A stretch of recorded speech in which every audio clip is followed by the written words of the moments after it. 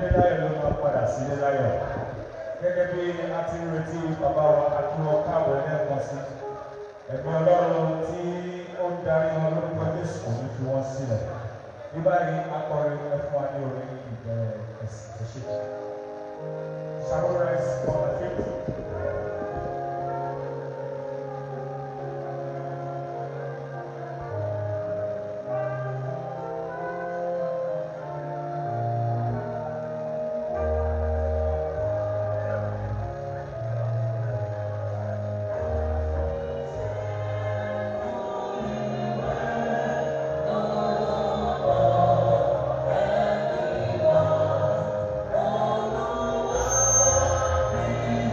Oh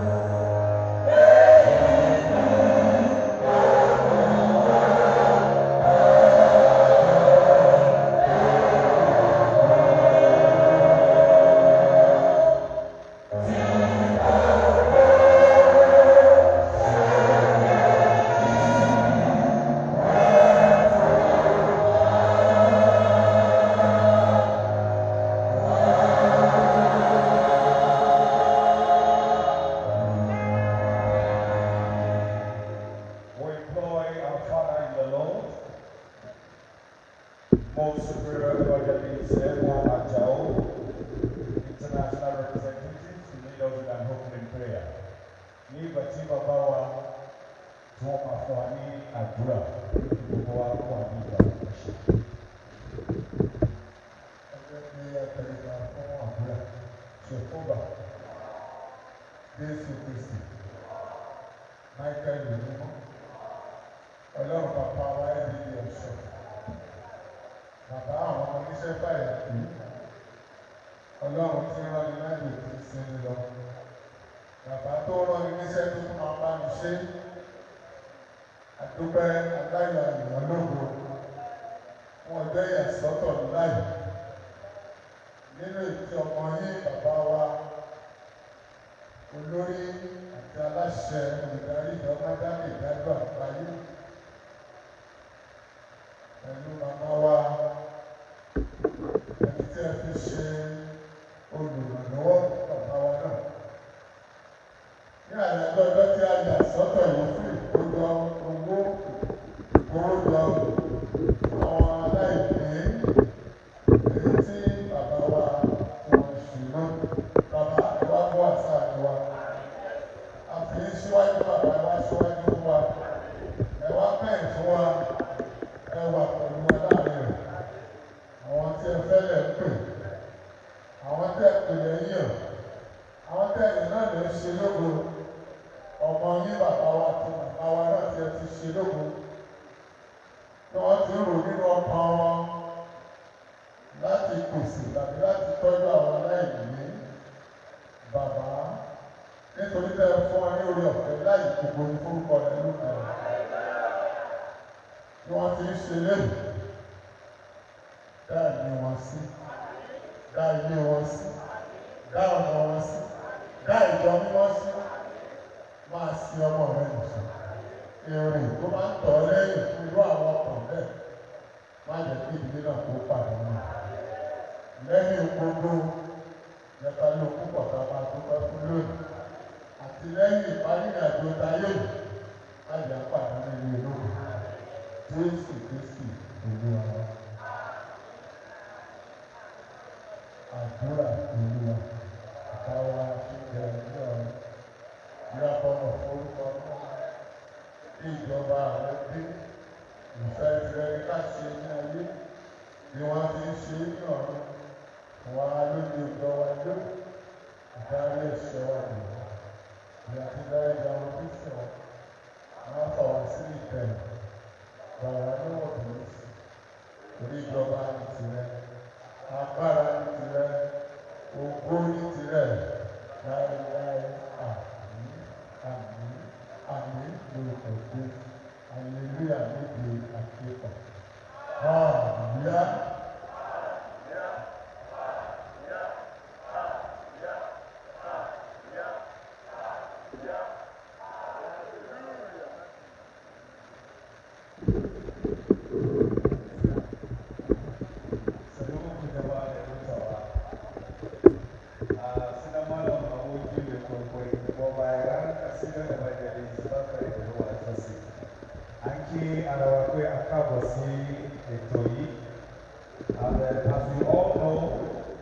Special program that is given from God Almighty Himself. Ètò tí Ọlọ́run fi fún wa láti òkè ọ̀run wá ní báwọ̀ bàbá wa àti màmá wa Salim tí mo fi tọ̀wọ̀tọ̀wọ̀ dárúkọ founder of Bílẹ̀wò Foundation for the Needy. Fún ìdí èyí gẹ́gẹ́ bí Kristi ti fi rán wa gẹ́gẹ́ bí a fi àtẹ́wọ́ àfikún Jésù. Tó bá pa àtẹ́wọ́ kan 1 million, àtẹ́wọ́ méjì 2 million, àtẹ́wọ́ mẹ́ta 3 million. Mo mọ̀ pé tó bá ti di ọ̀rọ̀ owó, àwọn èèyàn máa ń mú bí iṣẹ́ ni. Ògo ni fún Kristi ló pé ọ̀rọ̀. Permit me to stand on the existing protocol. Nígbà tí mo wà lórí ìkúnlẹ̀ àti ọ̀pá wa, ibi tí Ọlọ́run ń lò lọ́wọ́lọ́wọ́ gẹ́gẹ́ bí olùdarí ìjọ mímọ́ jákèjádò àgbáyé a kí yín pé agbára ìkọ̀tun kò ní fi í sílẹ̀. Ẹ bá mi pàtẹ́wọ́ fún Kristi lẹ́kọ̀ọ́ sí mo tún bàbá mi ní màmá Sẹ́lẹ̀ mo fẹ́ kí ilé ìdìbò kúrò padà. Ìtẹ̀lẹ̀ ìgbòho máa ń sọ̀rọ̀ pé a ní ìtẹ̀lẹ̀ ìfọ̀tàgé àti ìsìnbá káwàá sílẹ̀ mọ́ sá. sá lọ lọ́dẹ̀dẹ̀. Jésù á wà pẹ̀lú wa. A fẹ́ bẹ̀rẹ̀ sí ní kí àwọn bàbá àti àwọn màmá wa àti gbogbo èèyàn pátápátá tí Ọlọ́run ti ṣọ́ wọn ti bá wa ní orí ètò yìí wọn káàbọ̀ sí ayọ̀. We welcome every one of us to this special day, the day that will make history in the Celestial Church of Christ. Of course, it is a day that we love the CE Emmanuel Bilewu Foundation for the Needy. It is, of course, as you know, the brainchild of our Father, His Eminence, the spiritual and administrative head of the Celestial Church worldwide, Reverend Pastor Emmanuel Obinna Oshofa. And as we know, beside every successful man, there is a woman. And our mother and our father's amiable wife, Mother Celestial Celine Bilewu Oshofa. We welcome you, everyone, the cream de la cream and the Celestial Church, the high and mighty, the tall and witty, and we say congratulations to all of us. Quickly, a fẹ́ fi àkókò ṣòfò. Àkọ́kọ́ tọrọ gáfárà pé a bẹ̀rẹ̀ ní àkókò yìí. A dẹ̀ dúpẹ́ lọ́wọ́ gbogbo ọkàn tí ó ti wà ní ṣáájú àkókò yẹn. Orúkọ Jésù, àsìkò ayọ̀ yìí kò ní fò mí dá. Ẹ ṣàmì sókè. A bẹ̀rẹ̀ kíkí wa láti ọ̀dọ̀ bàbá wa, ẹni tí Ọlọ́run lò láti máa ran ìtí ṣe iṣẹ́ ìránṣẹ́ wọn bàbá wa lọ́wọ́. Mo fi orúkọ Kristi kí wọ́n kábọ̀. Most Superior Evangelist M.O. Ajao, International Representative, náà mi fún ọ ní àtẹ̀wọ́. We welcome our Father in the name of the Lord, our Father, Most Superior Evangelist M.O. Ajao, International Representative of the Celestial Church of Christ worldwide. Next to him, mo kí bàbá wa tí mo fi tọ̀wọ̀tọ̀wọ̀ dárúkọ Most Superior Evangelist S.I. Akindoyin Olóhùnyọ̀. We also welcome our Father, Most Superior Evangelist S.I. Akindoyin. On the other hand, I want to appreciate the newest celebrants in the whole wide world. Bàbá tí Ọlọ́run kọjú sí tó ṣolóore tí wọ́n ṣe 80th birthday láìpẹ́ tí àjọyọ̀ ẹ̀ ló máa wáyé ní ọ̀sẹ̀ tó bọ̀. Mo fi àkókò yìí kí bàbá wa Most Superior Evangelist Olúṣẹ́gun Ọlárìndé. Ẹ pàtẹ́wọ́ fún wọn náà. Àbí torí pé kéèkì ò tí ì dọ́dọ̀ yìí. Ẹ kú ṣe Olúwa sà. Lórí ọwọ́ yẹn mo kí bàbá wa Most Superior Evangelist Amos Fatusi tí mo fi tọ̀wọ̀tọ̀wọ̀ dárúkọ International Representative. The entire UK HOD. Ẹ bá mi pàtẹ́wọ́ fún wọn dáadáa. Láti ẹ pẹ́ fún wa o, ayọ̀ yóò ní ìyọ̀bọ Jésù Olúwa wa. Mo kí bàbá wa Venerable Superior Evangelist Ebenezer Oshofa. Ẹ bá mi fún ẹ ní àtẹ́wọ́ dáadáa. Láti ẹ kú ṣe Olúwa sà, Olúwa sà bára dọ̀tún. I want to appreciate sorry, kò tí jọ́pọ̀ ẹ̀. Bàbá mi tí mo fi tọ̀wọ̀tọ̀wọ̀ dáadáa, mo sì rí wáyé ayọ̀ dédé. Ẹ bá mi kí wọn dáadáa fún wọn ní àtẹ́wọ́. Venerable Superior Evangelist Ayọ̀délé. And next to him, our father, Baba Wonder, ni mo máa ń pè wọ́n gbogbo ìgbà tí wọ́n bá ti yọ ọlọ́run fúnra ẹ̀ àánú ọlọ́run máa ń ra géètì ni. Ẹ bá mi kí Venerable Superior Evangelist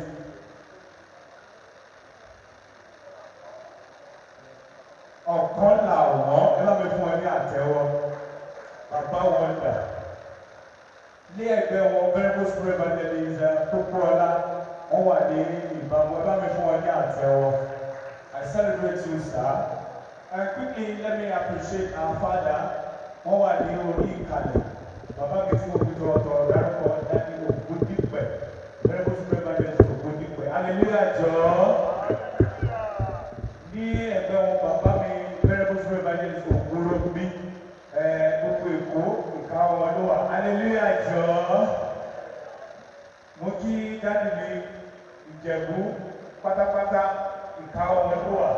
Venerable Superior Evangelist Ọ̀la Abode, my daddy. Your Bobo is talking. God bless you, sir. Okay, Baba mi, very much evangelist, K.S. Adeyinka. Eba mi pàtẹ ọdún Jésù. Baba mi lórí, wọ́n wà bí gbogbo àwọn olùṣọ́ pátápátá. Mo kí bàbá mi all the way from UK. Baba mi Kayode Adams. Eba mi pàtẹ ọdún àwọn náà. We cannot go on and on mentioning names, but quickly let me appreciate all our mothers, our fantastic mothers, all the faith, women of faith representatives. Hallelujah! Celestial Women Council in attendance, we appreciate your presence. Hallelujah! Let me appreciate our mothers, Mother Celestia, Ojisola, and NPIC. Ever before me at ní ẹgbẹ́ wọn kò kí màmá mi adájọ́ àgbà Mother Celestia Adébí ẹ bá mi pàtó fún wọn. Hallelujah! All the way from Benin City, I want to appreciate an international representative as well, Mother Celestia Ikipalo. Ẹ bá mi fún ọ ní àtẹ́wọ́. And I want to celebrate Mother Celestia Okuyebi JP. Celestial Women Council Secretary Worldwide. A round of applause for the attendance. God bless you. Aki Babawa, Venerable Superior Evangelist, showing me a big Evangelist Patel Funaki, a very fantastic prophet of God Almighty, FPIC, FPOT, Gbogbo ẹ̀ lọ́wọ́ Evangelist Patel fún ọ. Lórúkọ Jésù rẹ̀ ò ní ṣọ́kùn ẹ̀ṣàbí. Okay, Baba, Superior Evangelist Adewale, the Secretary, BOT. A round of applause for Jesus. God bless you, sir. Also, we welcome our fathers in the house, the PA to the pastor, ABSC,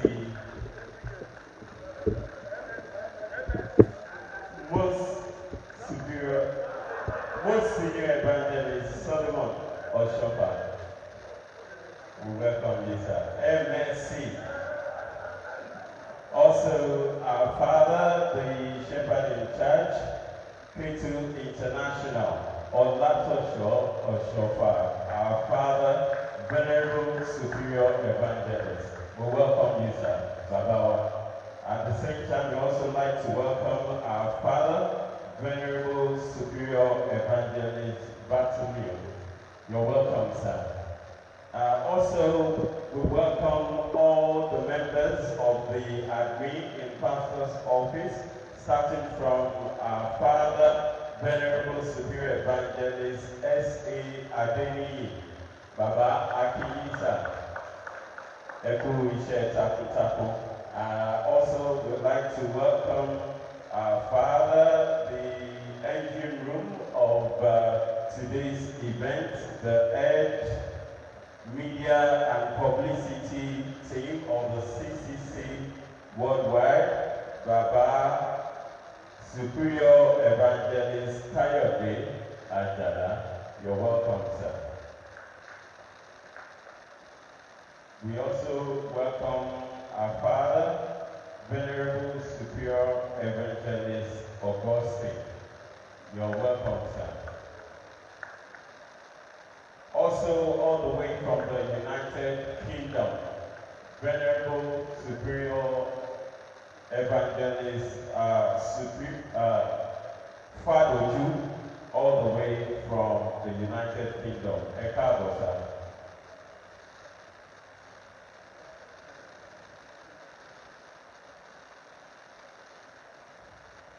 Also, we welcome our father from Kwara, Venerable Superior Evangelist Jackson.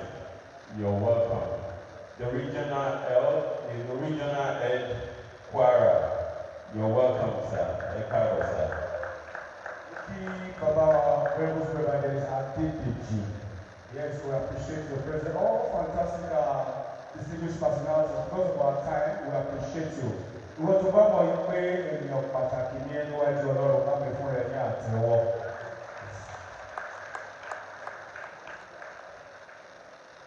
Láì fi àkókò ṣòfò, as we all know that I welcome our Father Superior Evangelist E.O. Rashid. Ẹ bá mi fún ọ ní àtẹ́wọ́. Yes. We all know that the best way to find yourself is to lose yourself in the service of others. And that is the more reason our Father has deemed fit to organize this program and fundraising for this fantastic foundation.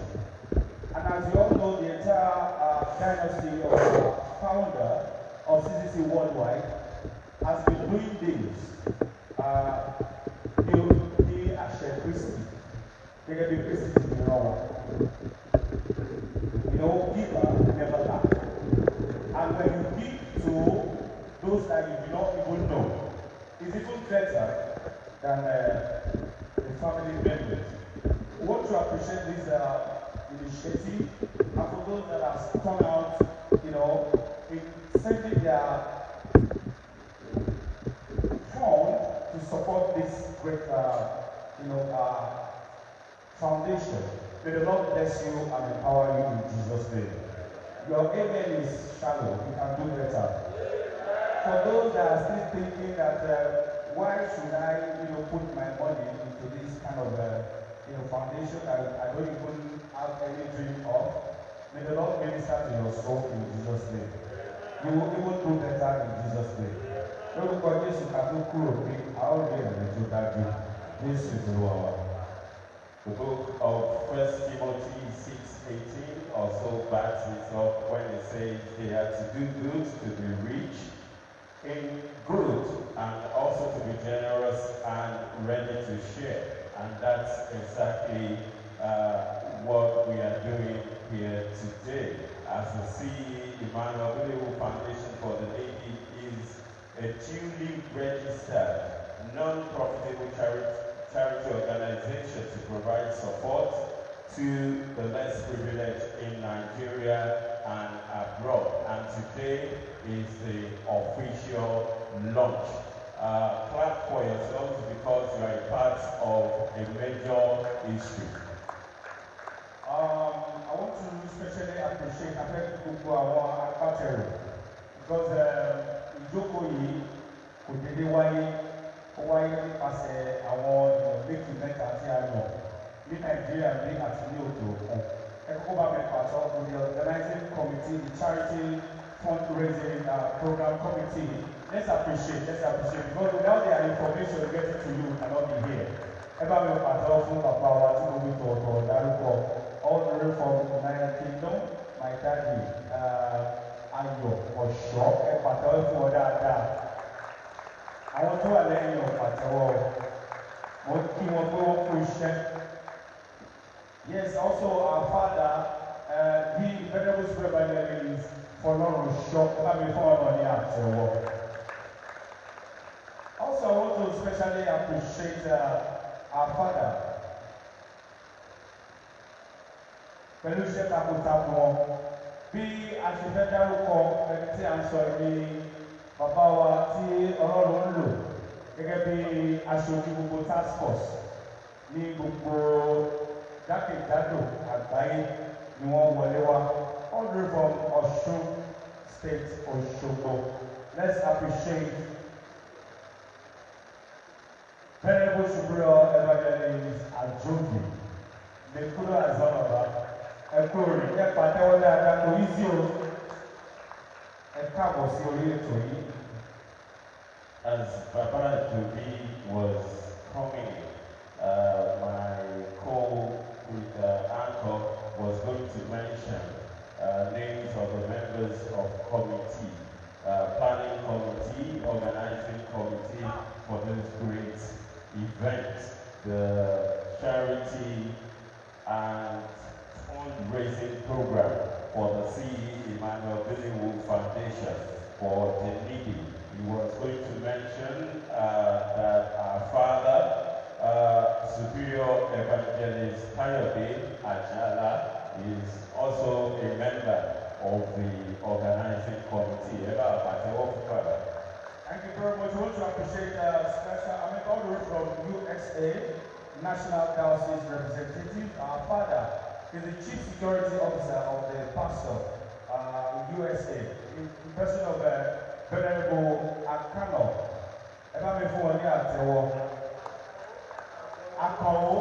Sorry, point of correction. And our father, Baba Ojo, I don't know what I'm being. Never before Let us also say that if you have not been acknowledged, please forgive us. We apologize. As the program goes on, we will do due acknowledgement. So that being said, we would like to also, before we take the welcome address, also appreciate the choir, the Celestial Church of Christ Theological Seminary Choir. Thank you very much for serving it just the way it should be done. Thank you very much. The media that are here to support this event, we appreciate you. God bless you. And we ìròyìn tó máa kó bá ìrìnàjò ayé ẹ ṣàmì àbí ọ̀rẹ́lẹ̀ ẹ jẹ́ ká máa tẹ̀síwájú nípa ètò náà while we listen to the welcome address. Thank you.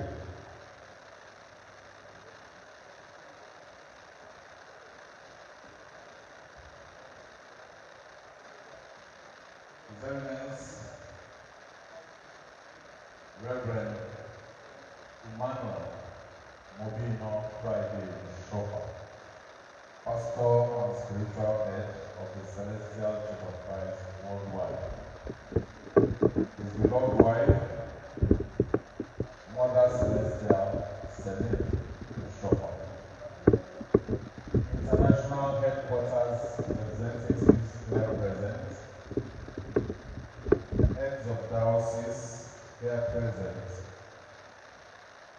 Regional heads here present.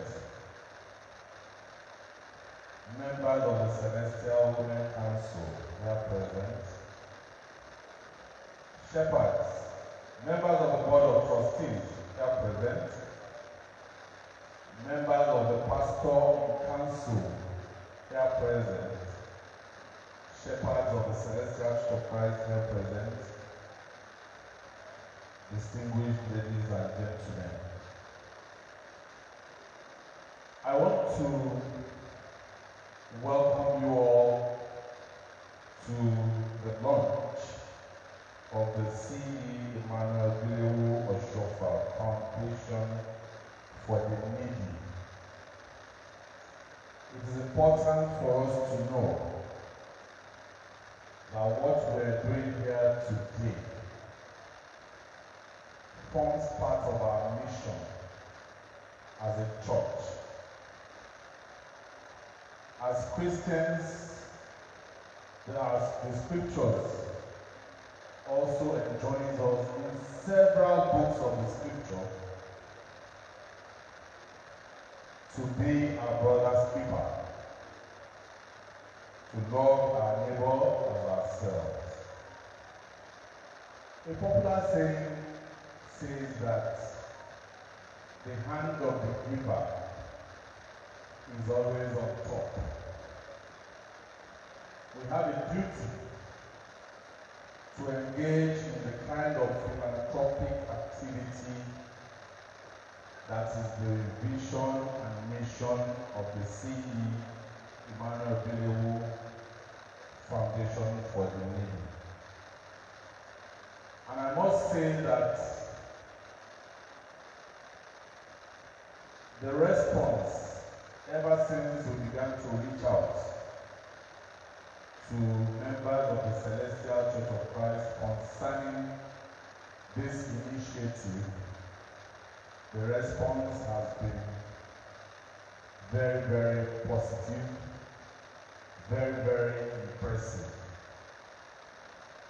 Most of our invitees who are not with us here today for one reason or the other have already made generous donations to the foundation, and at the appropriate time, we shall acknowledge their contributions by mentioning their names and also mentioning the donations that they have made. Once again, I welcome you all to this event, and I want to encourage you as Christians, as worthy ambassadors of the Celestial Church of Christ, to be part of this event, not just by being present, but by also making generous donations to the cause of this foundation today. You can be sure that whatever you put into the coffers of this foundation will be judiciously used for the purpose that it was collected. Once again, I welcome you all. I thank you for coming, and I pray that the Lord will continue to be a shining light on our paths in the mighty name of Jesus.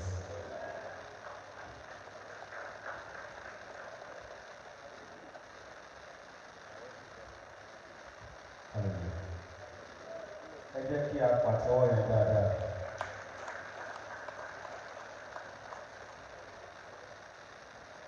We can do better with our ovation. What I just not encouraged about is the turnout when it comes to altar call. I know in other denominations, when it is altar call, you will see a lot of traffic across the express.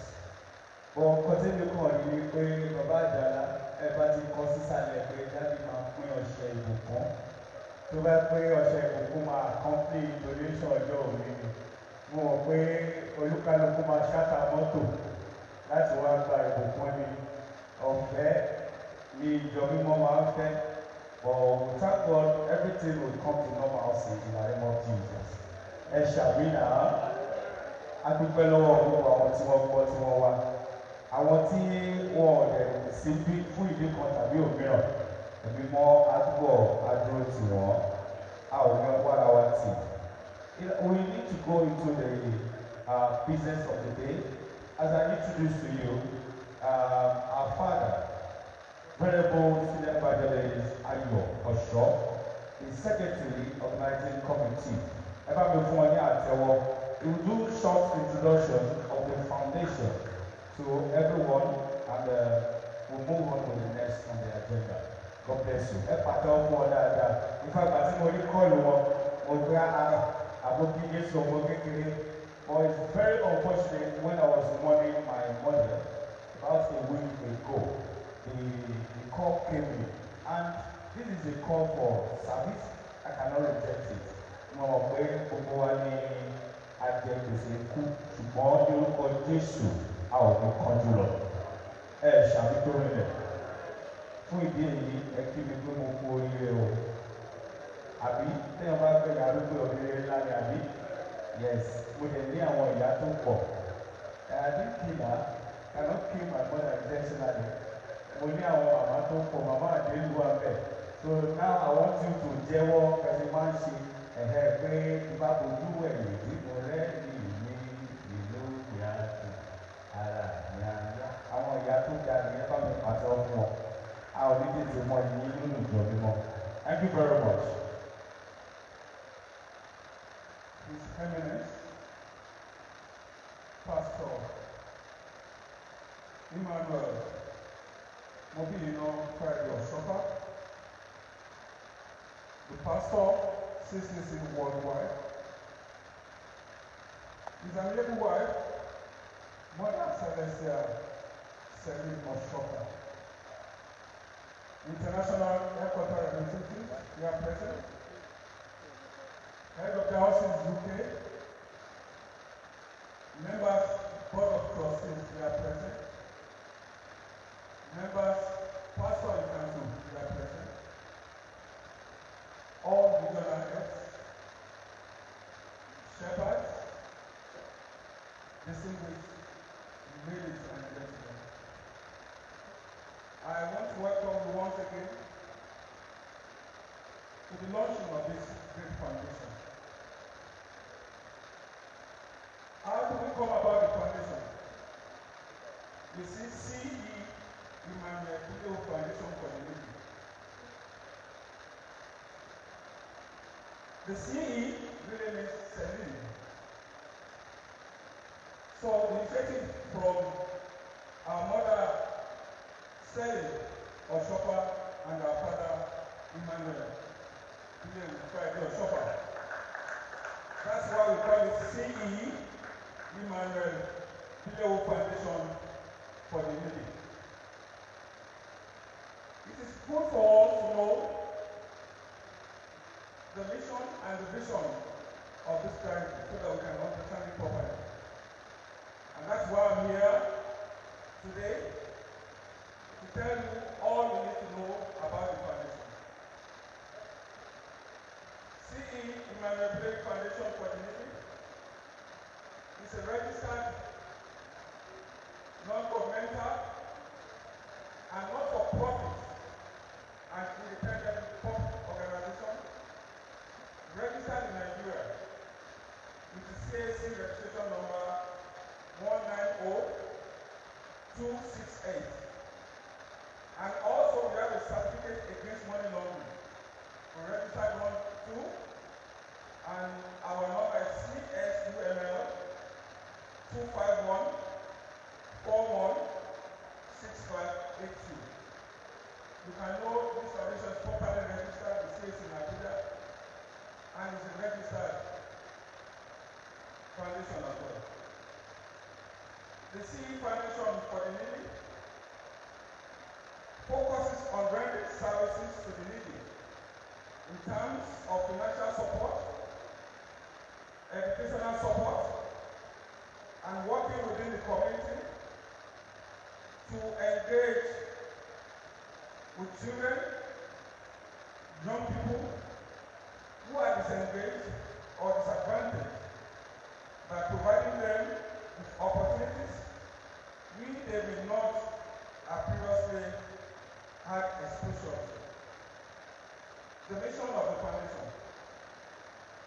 The purpose of the foundation is providing support and assistance to the less privileged, using private donations alongside funding to support those who are less fortunate and in need of assistance, both young and old, handicapped, and motherless babies homes. The foundation is also committed to providing equipment and drugs to hospitals, both within the country and most especially in rural and war-torn areas, and sharing the true life-changing stories that we made possible by your support and donation today. Our mission is to alleviate poverty and hardship by offering financial and material aid, including food, medication, and materials to the less privileged. Through our services, we seek to empower and uplift those who are struggling and provide them with the necessary resources and support to improve their quality of life. We are present, we are committed to upholding the principles of charity, compassion, and social justice in our work, and strive to make a positive impact in our various coordinated programs. At CE Emmanuel Below Foundation for the Needy, we believe that every person deserves dignity, respect, and the opportunity to thrive, regardless of their circumstances. We are dedicated to serving those in need seek to build a society where all individuals have access to the resources and support they need to live a stable and fulfilling life.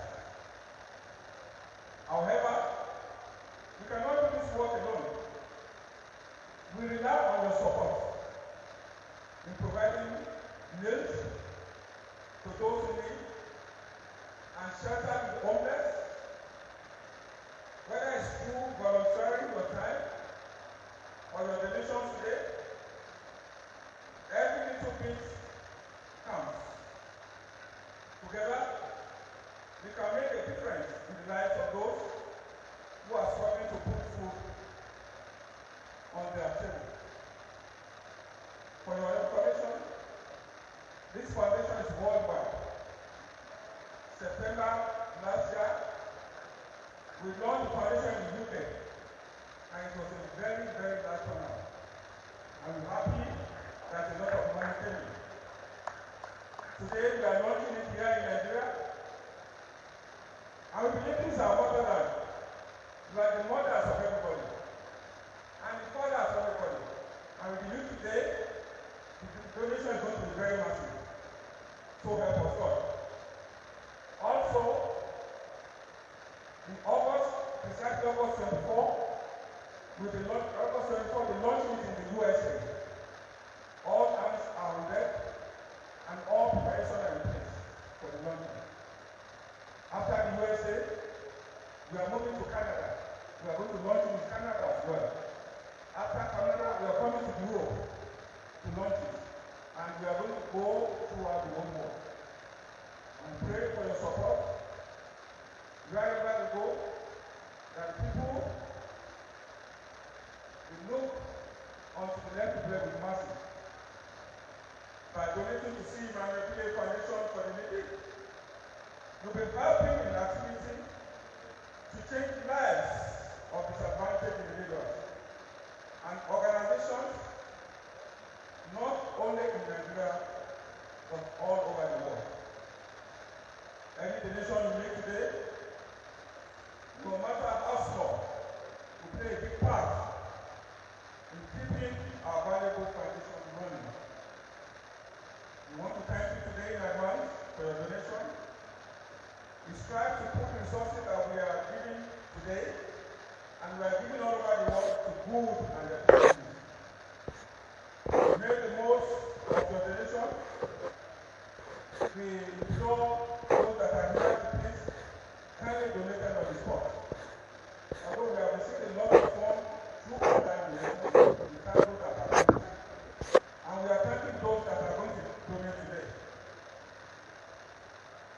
We have the account number. We have a Naira account. We have the Zenith Bank.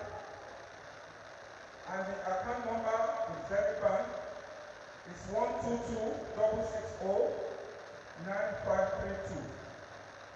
We have a US $50 account as well, open with Zenith Bank. The account number is 5073-827295. Also, we have a pound sterling account, and the account number is 5061-33-4257. We are going to distribute a card that has all the account numbers. Please, we implore all of you to donate to generously. And we pray that God will be with you. Any little token that you donate today, God will pay you trillions. Thank you very much, and God bless you.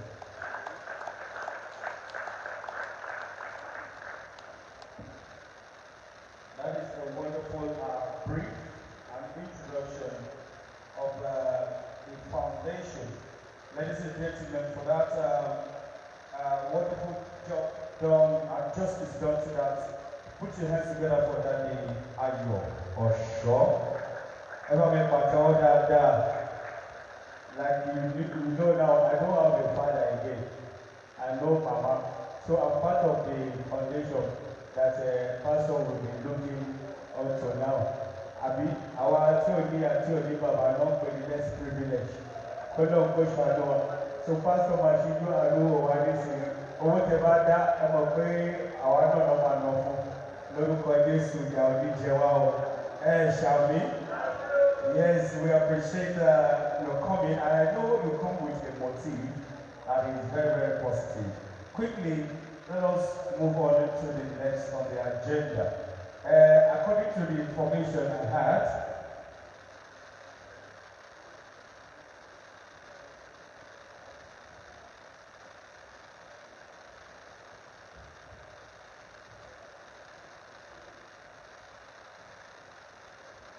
this is mandatory to all regional heads across the globe that the pastor is expecting the minimum of 500,000. That is just the minimum from all regional heads. I think that is justifiable. Whoever make my talk for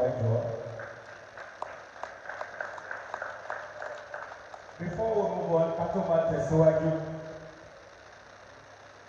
we're going to announce the account number once again.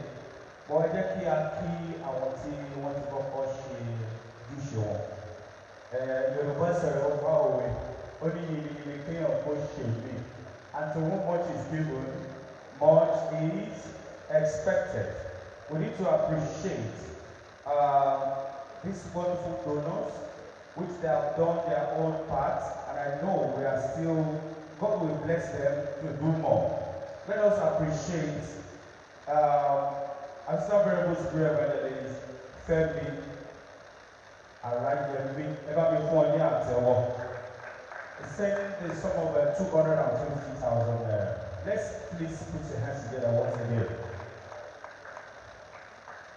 Just before we go ahead with the names of donors and how much they've sent in to support the CE Emmanuel William Foundation for the Needy, there are indications that there are people here, special people, donors who are willing to send in their donations immediately.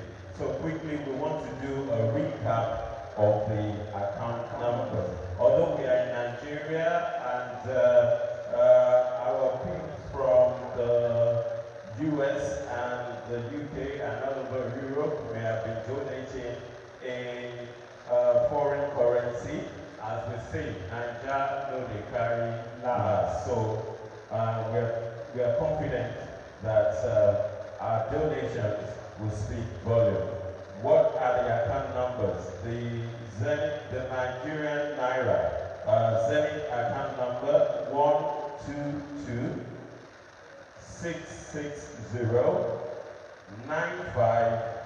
122-660-9532. Let's take that again. Zenith account number to donate the Nigerian Naira 122-660-9532. If you'll be donating in pounds sterling, the account number also is Zenith Bank account is 5061334257. We take that again. 5061334257. Wọ́n tó gbangba ó ti wọlé nìyẹn. Ẹ ṣé àdúpẹ́. If you be donating in US dollars, USD, also a Zenith Bank account number 5073827295. USD donation account number is a Zenith Bank account 5073827295. Thank you very much in advance for your donation. And also we need to appreciate Anilati Key, for record purpose. We have to appreciate Honorable Dolapo Oshofa, donated in sum of 200,000 naira. A round of applause for that donation. We appreciate Superior Evangelist Bankole Ogushoye Agusoye, the sum of 100,000 naira. And coming in from Superior Evangelist Adenuga Adebayo, the sum of 200,000 naira. And from ABSE, Daniel Agade will receive a total amount of 250,000 naira. And that's the other Mama Wakoda Celestia Adetutu Olowe Oyibo Sultana. She donated the sum of 250,000 naira. Let us appreciate. And also from Venerable Superior Evangelist Abraham Ogutimeyi, the sum of 500,000 naira. All the way from Canada, VSE Rufus Adeoba sent in a total amount of 500,000 naira. 0.5 million naira. Also from VSE Joseph Olorushola Latilu, United States of America. We also received a total amount of 0.5 million naira.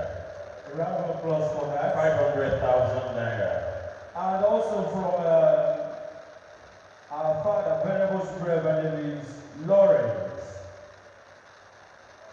Parfeno, sent in the total amount of 500,000 naira. Let's appreciate it. And from Assistant Venerable Superior Evangelist Johnson Aladeshe, the sum of 1 million naira. Also from our father, Superior Evangelist Tony Honor, he came in big, a total amount of 1 million naira.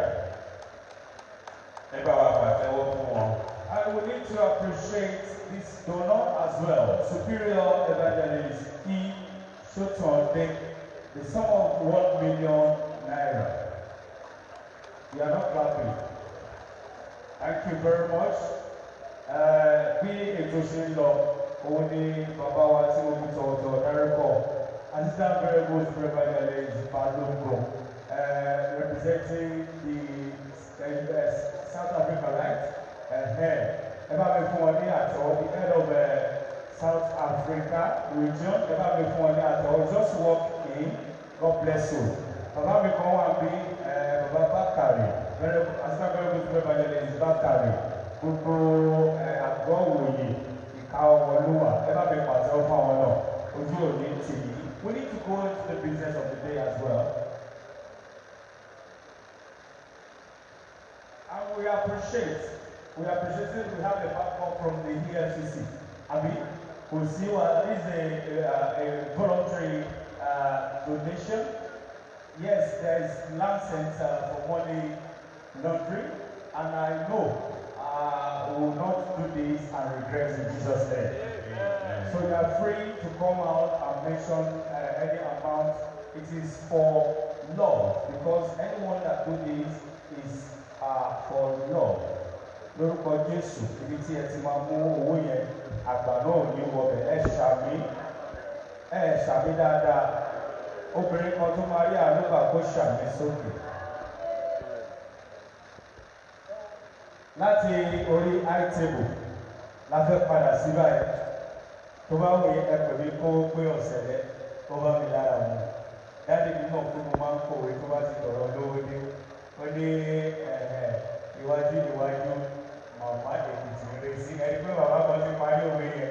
Èmi wàá mọ̀ bóyá àwọn ará Ìjẹ̀bú àbí àwọn ará Bàdágìrì àwọn náà fẹ́ máa lọ síwájú. Sọ fún ẹni tó wà lẹ́gbẹ̀ẹ́ pé màá rí tèmi ṣe. Sọ pé màá rà ló gbà. Àìsí bẹ̀ náà ìbá wọn dá sí. Àṣà kan máa ń ṣẹlẹ̀ tó bá ti di pé ká rí ìṣòwò. Àwọn olùṣọ́ àgùntàn wá sọ pé olùṣọ́ ti bí o, ìṣàmọ̀ pé olùṣọ́ ti bí. Ẹjẹ́ olùṣọ́, Ọlọ́run ṣe kí ni ó ń bùkún àwọn tiẹ̀. Ó ti yàtọ̀ sí ìgbà kan tó jẹ́ pé tí odò lábala mú pálíṣì wá sí tí ó bá ti sí jákèrè ayé ní ìjẹ́ òwúrọ̀ wa. Ó máa olúwe mi àlejò àwọn ń sìn kẹ́tọ́ ṣe jù bó fà á ọlọ́run ti ṣe kí ni ó ti dáhùn ẹ pàdé ọdún Jésù ọlọ́run bẹ̀rẹ̀ ìtàtijọ́ àwa ní ká tẹ pámọ́ ẹ jẹ́ kí mo lọ sọ́dọ̀ bàbá mi Àjàó ọmọ olùkó àláìlú tí mo fi tọ̀ọ̀tọ̀ dárúkọ ẹ pàdé ọdún mi náà.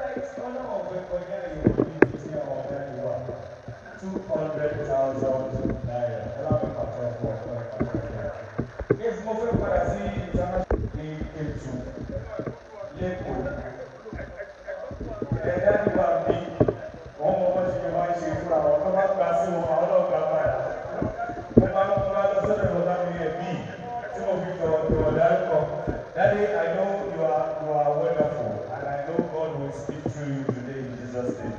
You know the importance of what our pastor and our mom is saying is doing. It's the assignment from the founder. God will continue to bless the family. Thank you very much, sir.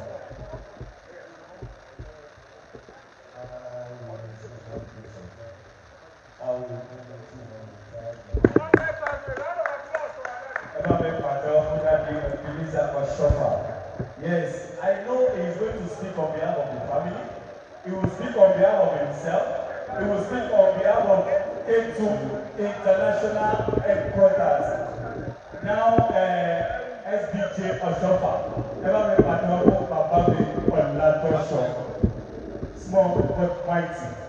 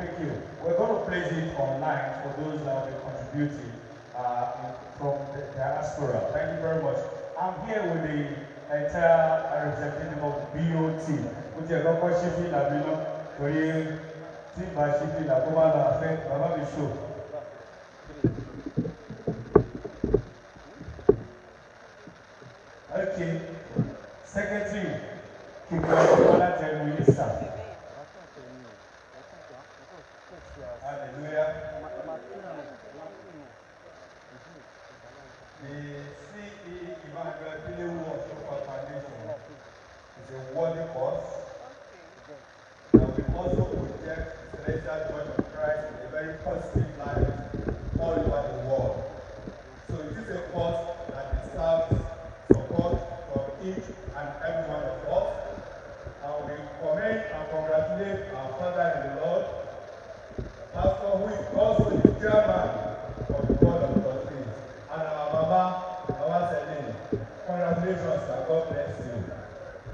The Board of Trustees will do the needful as a body which we will not have to announce, because the pastor is our head, is our chairman, and he will do what is appropriate. But for me, Obafemi Adewale, and my wife, Mother Teresa Obafemi Adewale, who is here with me, as our first installment, we will do 250,000 naira now, and subsequently, we will follow up with an annual donation.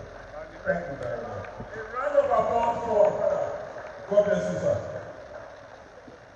Let us now move to another POT, a very strong member of the POT.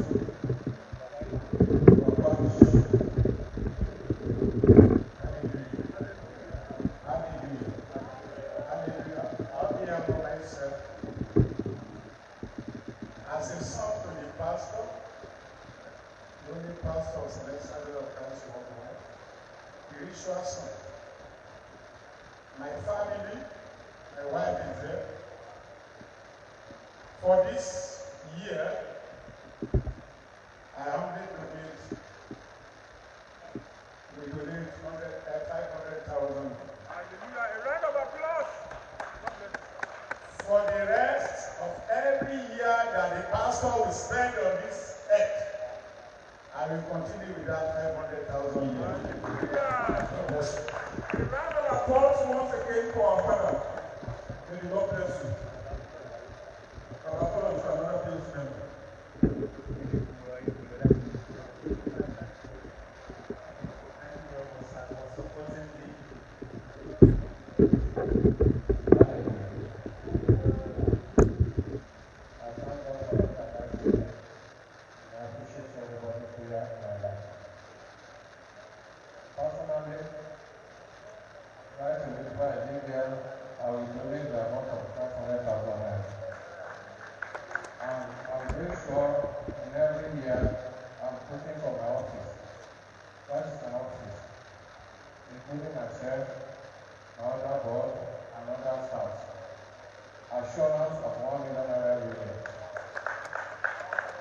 Thank you very much, sir. Yes, I want to go back to the Nigerian Council. We have the secretary here present. Ever member of the woman. And if Mama was here, there is here. Olowo, táyé bá ní mo máa ṣàkíyèsí, ní wọ́n máa ṣàlàyé tí ó sì. Ṣùgbọ́n lówó ẹ̀rín ni, mommy, you are one of the Jesus name.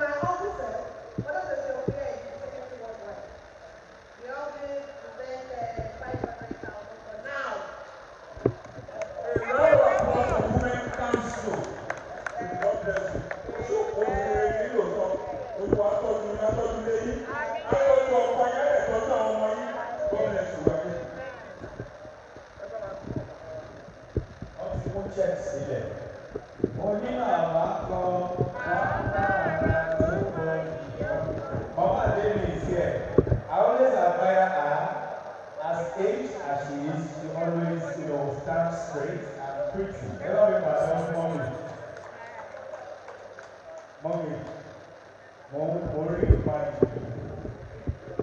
I'm expecting 6 zeros with another fantastic number. God bless you, Lord.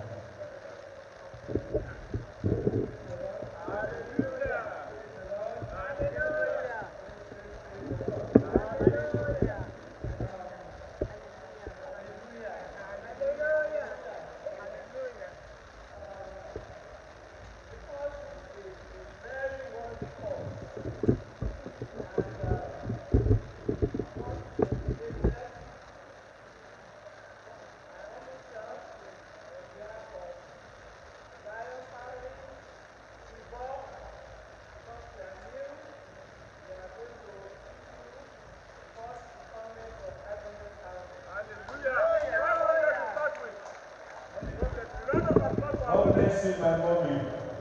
Lórúkọ Jésù tó ọlọ́run mi tún ká. Bàbá mi àdéhùn ọlọ́run wa kó ọ̀dọ́ rẹ̀ lọ́wọ́. Yes, I have here with me Oyinbo Eleko. Yes, the junior celebrant in town as well. Ever been pàtó fún ọ? She just celebrated her 70th birthday. I was there. It was fantastic. Yes, wọ́n mi pariwo. Ọmọ máa rẹ́rìn-ín ṣáà ní. Ẹ bá kó sí wọn lọ́wọ́ kò ní sọ̀rọ̀. That's why we should always, keep the treasurer's, department safe and well guided. Mommy, they are pretty, and I know the account will be awesome.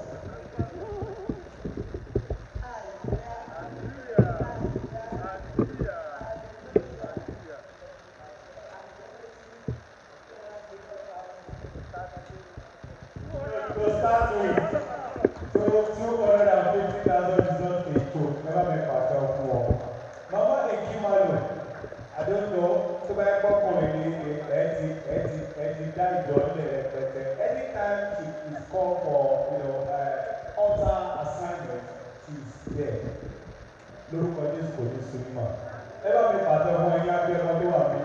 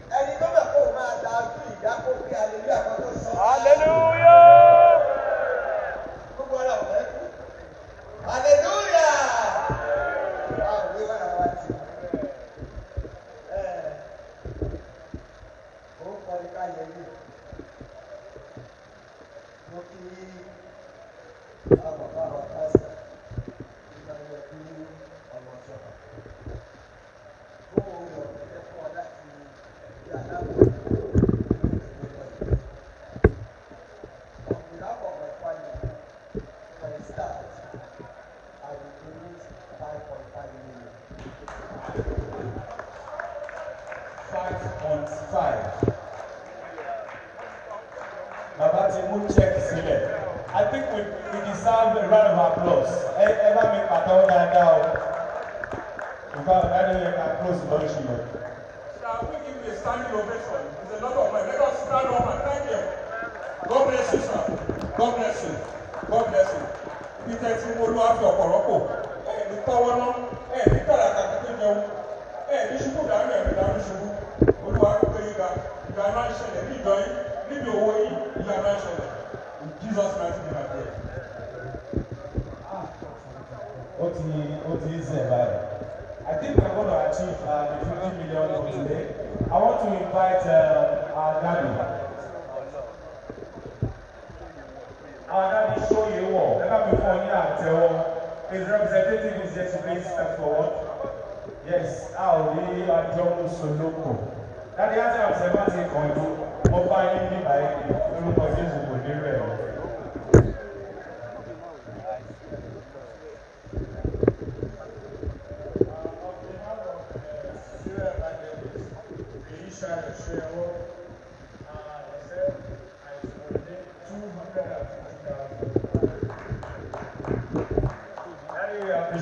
Thank you very much.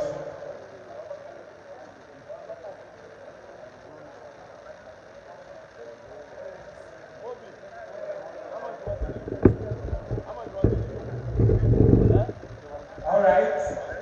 Moving para sọ́dọ̀ bàbá mi.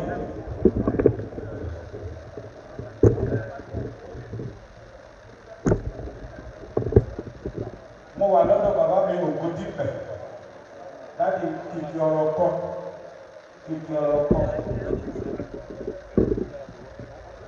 Hallelujah. Hallelujah.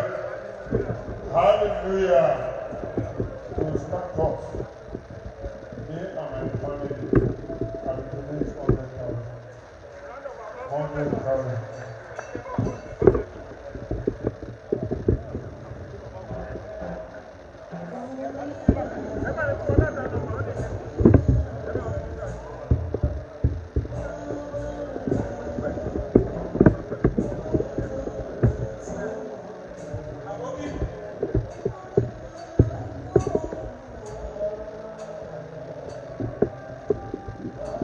All right.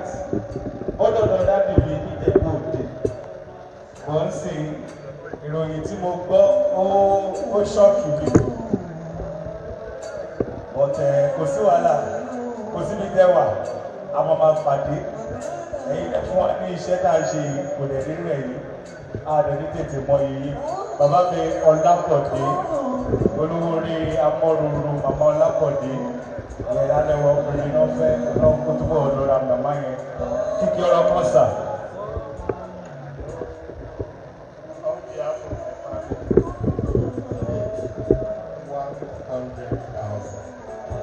Dádì Ọlápọ̀dé 100,000 naira. Ẹ bá mi fún ọ ní àtẹ́wọ́. Mo padà sọ́dọ̀ bàbá Honorable. Dádì ìlérí ọlọ́run máa ṣe bó ṣe máa jẹ́ nìyẹn. Ẹni tán lọ́rọ̀ ṣe tirẹ̀ ta ló lé kọjú dá sí kíkí ọ̀rọ̀ kan sà.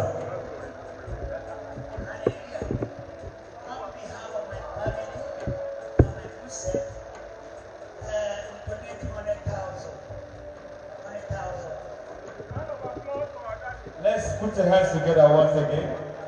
Ó dọ́dọ̀ bá mi wèé dáwó èèmọ̀ fún mi. Wèé lọ́ọ̀ṣì ó ilé ìmọ̀ amú fún mi because owó pastor ní mi. Wọ́n ti launch 100,000.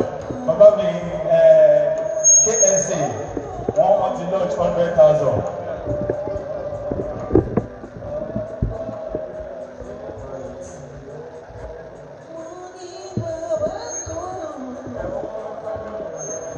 We just received another check of 1 million anonymous. Ẹ bá mi fún ọ ní àtẹ́wọ́. Bàbá Ìlọrin ti lè lọ. Ìyìn ni wọ́n ní kéèyàn kó ṣe mí. Akí bàbá Fátúsì. Wọ́n ń ṣe àwọn dájí wọ kan Ọlọ́run alọ́rẹ̀ ẹ̀mí ìsà.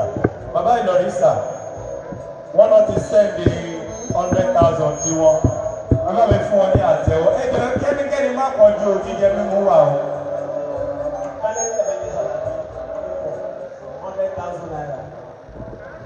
Our father Alabi 100,000 naira. A round of applause for you. One not yet transfer ẹ̀ gan. Yes, àti tẹ̀yìn náà sà. Daddy mi sà. Daddy Fatoju. Ẹ má bínú. Ilé ayọ̀ ní fò yí dá sà.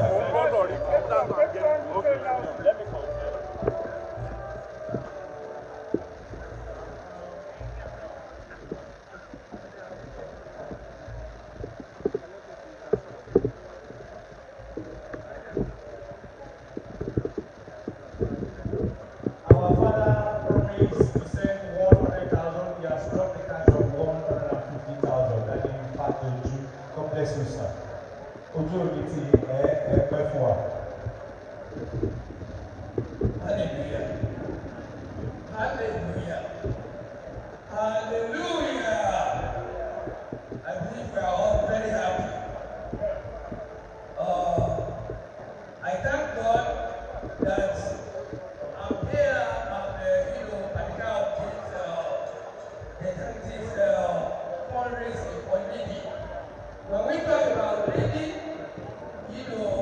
it's a great work.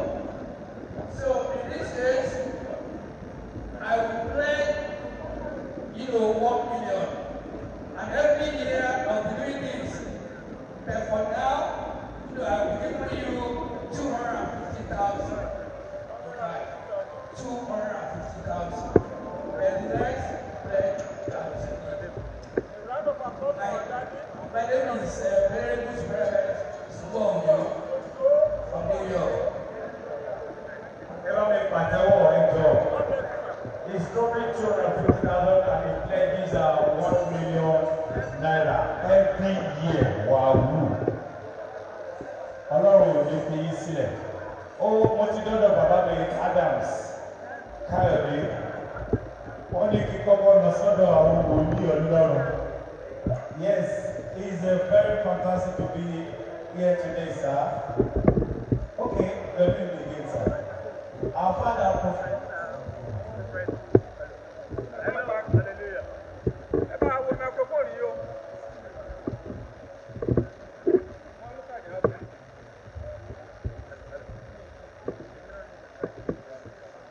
we need the card.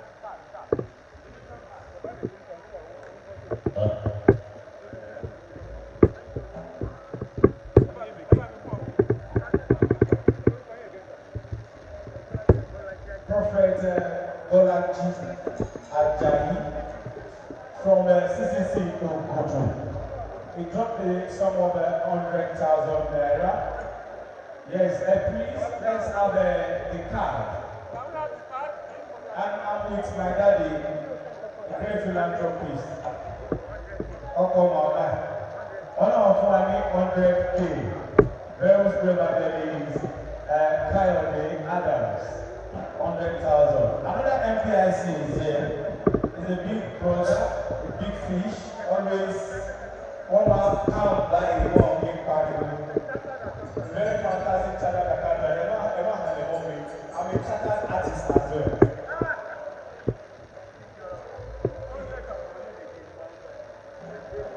Uncle David Abiodun, MPIC. I want to have David Abiodun, the sum of 200,000 naira. God bless you, sir. God bless you. Can we still have any donor in the house? Please, if you want to do so, signify.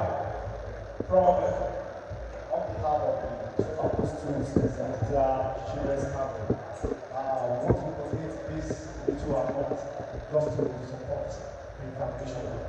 Sum of 50,000 naira. The 12 apostles, a sum of 50,000 naira. God bless you. Yes, you can do that. Go and give it to the PA. They are even here with a gift to the pastor. God bless you. The 12 apostles. May the Lord empower you, grant you more wisdom in Jesus' name. PA, please can you receive that on behalf of the pastor?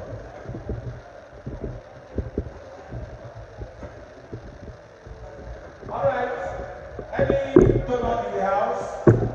Our youth, they are here. Yes, my wonderful brother. The blue father. On behalf of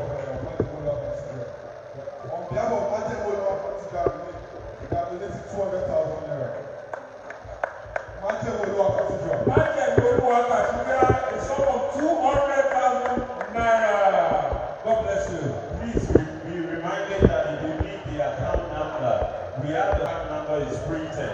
Just signify it by waving your hands, and we will get the card with the account number to you.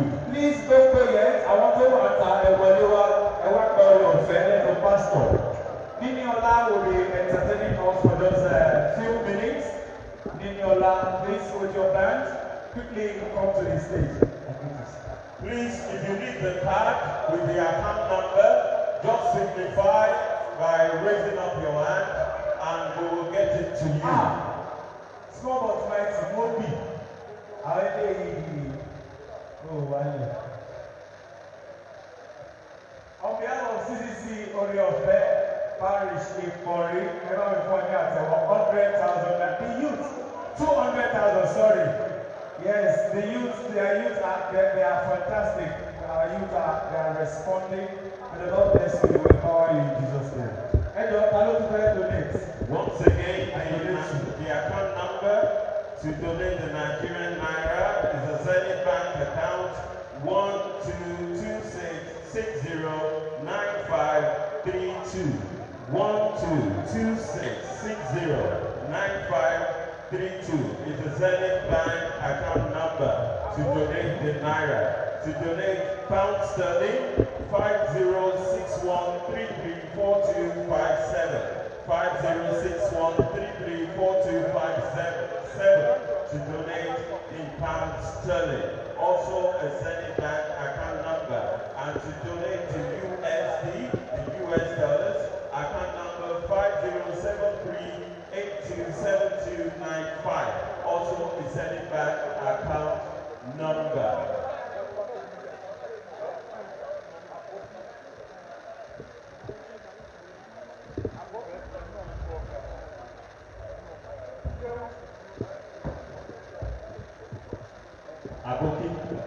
CCC Ikejawa, what to drop of 50,000 naira, but they are giving us the balance of 50,000, making 100,000 naira. I don't know if money at all.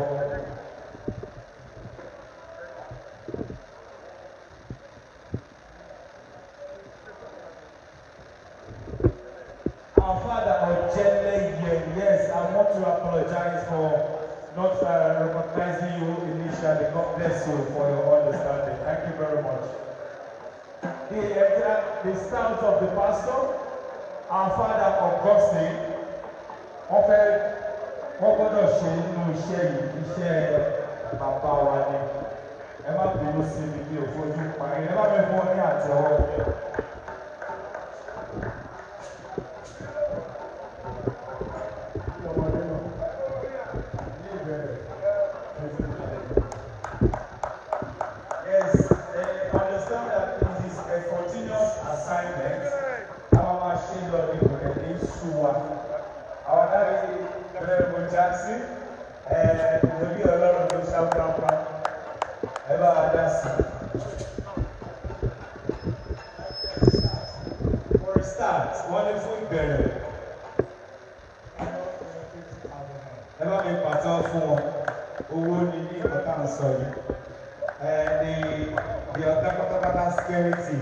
Of our father, never before me at all. What is Sonny Francis, second big naira, you want ever be translated. Oh, Daddy Gay, oh, happy, oh, shop at the shop, you will never come. You know, yes, I'm sorry, sir. Most sorry, God. For a start, Abby. All right. I'm going to convince you with your authoritative language. God will bless you. We will empower you, sir. Ladies and gentlemen, I will drop the mic for Daddy Shop to appreciate all our sundry for this wonderful and generous donation. And then after we have Niniola who will entertain us for just 5 minutes. Hey, go. Gbogbo pátápátá ẹ jẹ́ kí a jọ jó kájọ yọ̀ torí pé Olúwa ń bẹ láàyè ẹ ṣé. BSc Fọlọ́runṣọ́, Baba Fọlọ́runṣọ́, please come and appreciate all the donors.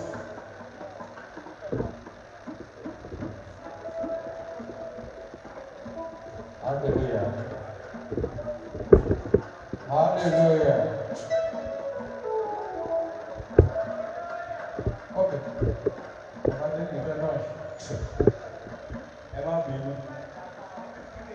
Baba Adeni has given us the sum of 50,000 naira. Thank you very much. Please, fún gbogbo ọkọ̀ tó ṣì wà níta ìwọlé wa. Without pastor benediction, we don't have to leave, please. Orí ọ̀fẹ́ yẹn ṣe gbogbo fún ọ̀pọ̀ ènìyàn kan lè gba ìbùkún àkúrẹ́lé. Yes, ká tó máa lọ àkọ́kọ́ sábà ti ṣe vote of thanks. A máa gbọ́ orin láti ẹnu níní ọlá. Orin ìdúpẹ́ náà ni ẹ ṣe.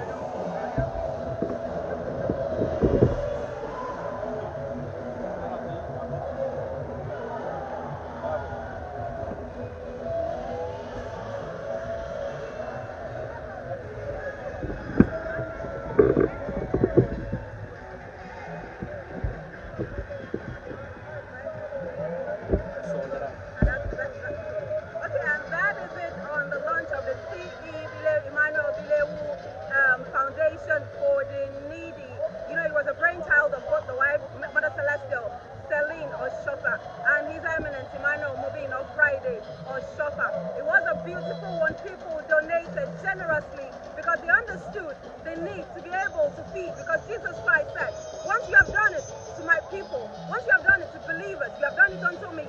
So every Celestian here donated